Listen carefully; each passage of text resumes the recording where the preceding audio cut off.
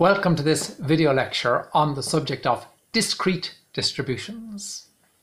The word discrete means separate.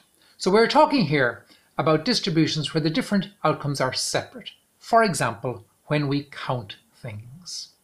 If you count, let's say, the number of bullseyes that are achieved when 3 darts are thrown, the answer could be 0, or 1, or 2, or 3. But it couldn't be anything in between. It couldn't be 1.5 because that's not possible. We're counting how many yes there are out of a certain number of opportunities. So we said that it's discrete because only the integers are possible, no other number in between. So a very common distribution that we use for counting in a situation like this is the binomial distribution. The prefix bi suggests there are 2 possible outcomes. Just like a bicycle has 2 wheels and bifocals have 2 lenses, a binomial distribution describes a scenario where there are 2 possible outcomes. These are sometimes called success and failure, although it's probably better to call them occurrence and non-occurrence, because the event that occurs might not be a happy event. So if we throw 3 darts at a bullseye, we can get 0 or 1 or 2 or 3 successes or occurrences. We cannot get more.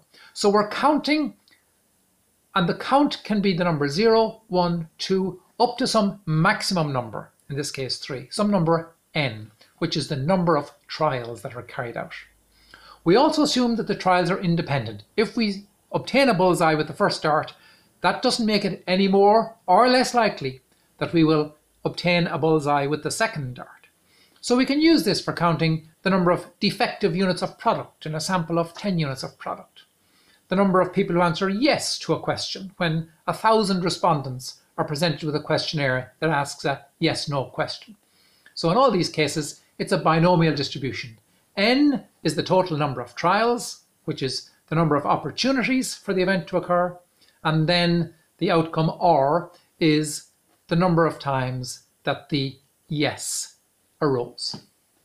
There's a second type of distribution that also describes count data, and this is called a Poisson distribution.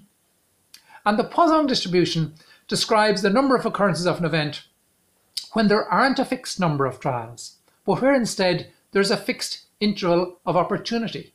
For example, the number of fish that might be caught by someone in a day's fishing. A day is an interval of opportunity, and within that interval of time, any number of fish could be caught. It could be 0 or 1 or 2 or 3. There is no particular number where the list has to stop, even though, of course, it's very unlikely that the number would be very large, but we cannot say that it stops at a certain point.